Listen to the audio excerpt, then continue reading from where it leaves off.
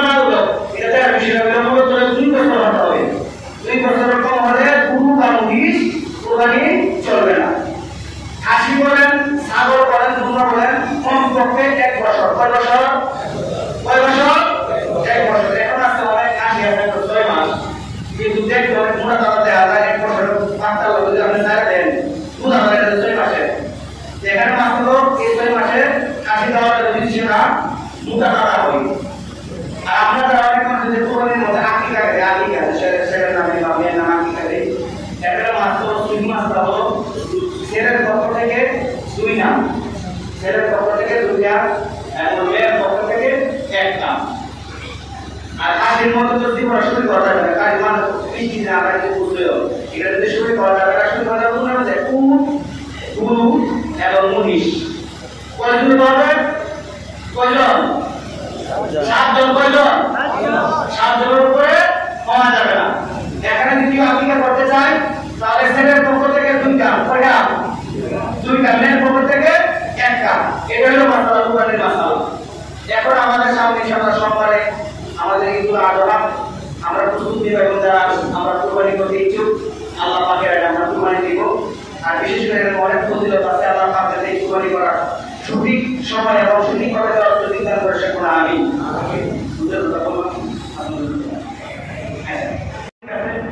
কারণ আমি এখানে আসার পরে আমি 2 ঘন্টা 3 বার আওয়াজ রাসূলের নামাজ আদায় করেছি, সুবহানাল্লাহ সুবহানাল্লাহ। কোটি সংকট হলো ইয়াসারুল এখানে ঈদের নামাজ না, ইয়াসারুল আপনার দেওয়া করে এই মসজিদে ঈদের নামাজ পড়ায় সেই জন্য আমরা খুশি হয়ে যাই।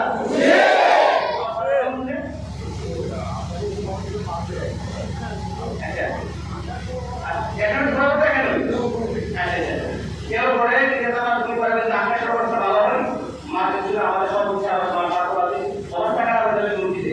এখন আওলাদের রাসূলের পিছনে ঈদের নামাজ যদি আমরা পড়তে পারি আমার আসলে ভাগ্য ভালো, আমারও ভাগ্য ভালো, আপনারও ভাগ্য ভালো, আমারও ভাগ্য ভালো। কারণ হলো আমাদের রাসূল পাককে আমরা দেখি নাই, রাসূল পাকের আওলাদ যখন এসেছে রাসূল পাকের কাউন্টারের পাশে নামাজ পড়া মানে আমার রাসূল পাকের পাশে নামাজ পড়া। বলে আল্লাহু আকবার, রাসূলের নামে নারায়ে তাকবীর, নারায়ে ইসহাক, সুন্নাতুল মুজাওয়ার, সবাই বলি মারহাবা। এখন আমিও খুশি, আপনিও খুশি। কারণ হলো আমাদের রাসূল এখানে আসবে, উনি এসেছেন ঈদের দাওয়াত করাইতে, আমরা সকলে খুশি। কারণ হলো আমরা রাসূল পাকে সত্যকে দেখি না, আমরা রাসূল এখানে শুধু উনি আমরা রাসূল নই, উনি কাউকে পাকের আওলাদ, সুবহানাল্লাহ বলেন না। উনি পাশে আমরা ঈদের নামাজ পড়তে পারি আমাদের জীবন বদল। আমরা